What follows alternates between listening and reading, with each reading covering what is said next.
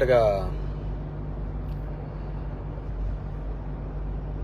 ఈరోజు వైఎస్ఆర్ కాంగ్రెస్ పార్టీ కోసము, నా కోసము పనిచేసిన ప్రతి ఒక్క కార్యకర్త, ప్రతి ఒక్క నాయకుడు, ప్రజలు అందరికీ కూడా పేరు పేరు ధన్యవాదాలు తెలియజేసుకుంటున్నాను.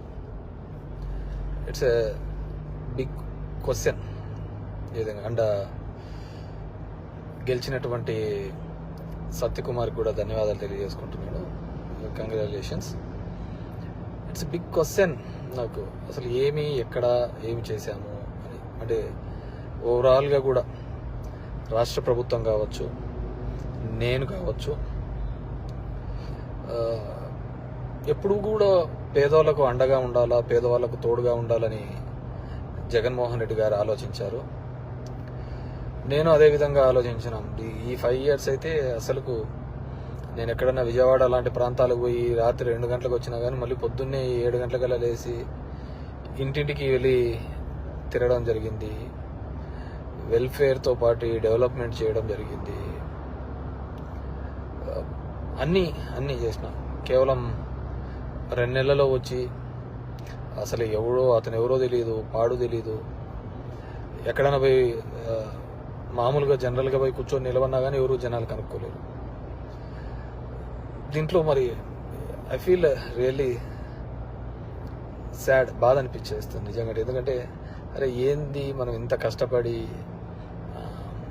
మగ్గమ్మ వాళ్ళు సూసైడ్ చేసుకుంటే ఎంటపడి భిక్షాటం చేసి డబ్బులు ఇచ్చినాము, నీళ్లు లేక అల్లాడిపోతుంటే తాగునీళ్ళు ఇచ్చినాము, రోడ్లు లేదంటే రోడ్లు ఇచ్చినాము, ఎన్ని కావాలన్నీ చేసినాము. So I feel really very bad.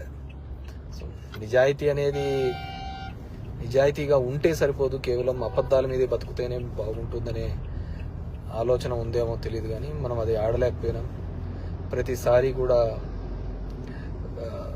ఇంటికి వచ్చిన ఎవరికే కానీ ఇబ్బంది పెట్టకూడదు, న్యాయం చేయాలనే ఒక ఆలోచన ధోరణితోనే పనిచేసుకుంటూ రావడం జరిగింది.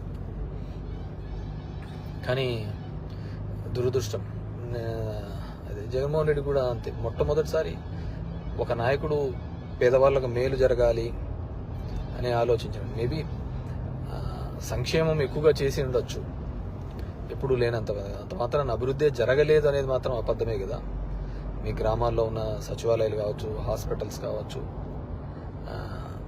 అసలు అవినీతి లేకుండా జరగడం ఏంది. ఇంతకుముందు ఏ విధంగా ఉండేది, ఇప్పుడు ఏ విధంగా ఉండేది, వాటిని కూడా చూడలేకపోవడము దురదృష్టకరమే అనుకోవాలి. సో ఏదేమైనప్పటికీ కూడా నేను దగ్గర ఒక పోస్టల్ బ్యాలెట్తో చూసుకుంటే 2600 ఎంతతో ఓడిపోవడం జరిగింది.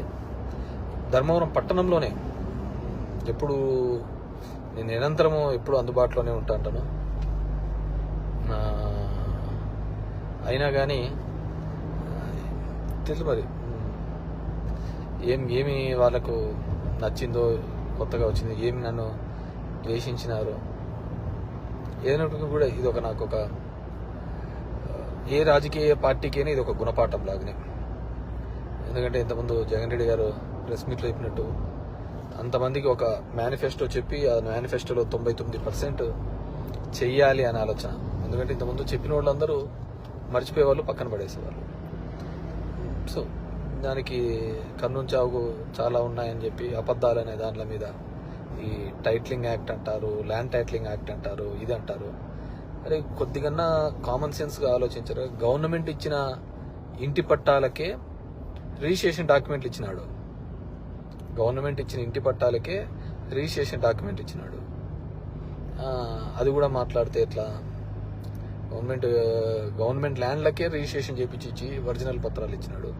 మీ భూములు జగన్ రెడ్డి తీసుకుంటాడంటే ఎలా నమ్మగలిగిన? అది ఒక కారణం అయ్యింటే అది ఎలా నమ్మగలిగినారో ఏమో కానీ అర్థం కావట్లే.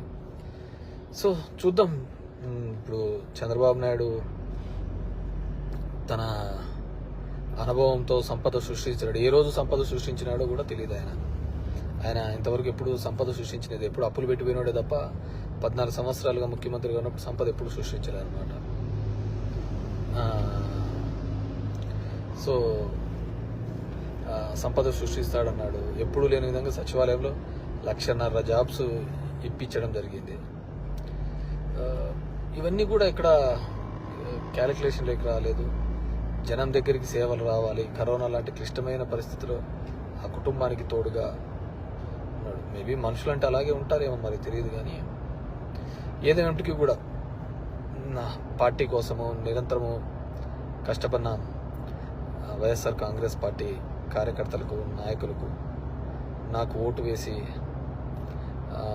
నా ప్రజలకు అందరికీ కూడా పేరు పేరున ధన్యవాదాలు. మా నాయకులకి, కార్యకర్తలకు కూడా ఒకటే చెప్పదలుచుకున్నాను. ఊర్లో చిల్లర అన్నీ కూడా చేస్తూ ఉంటారు. కానీ లెక్క ఎప్పటికీ తప్పదు. లెక్కలు ప్రతి ఒక్కరు ఉంటాయి. కాబట్టి అందరూ కూడా సమన్వయంతో ఉండండి. మనం ఎవరికే కానీ చెడుపు చేసినది లేదు, ఇది లేదు. మన గడప శత్రువు తొక్కినా ఆ శత్రువుకు మంచి చేసేది తప్ప చెడు చేయలేదు అనమాట. సరే, కొన్ని అనివార్య కారణాల వల్ల మనం ఓడిపోయి ఉండొచ్చు. ఏదైనప్పటికీ కూడా నాకు మద్దతుగా నిలబడిన అందరికీ కూడా, ప్రతి ఒక్కరికి కూడా పేరు పేరున ధన్యవాదాలు తెలియజేస్తున్నాను. Thank you.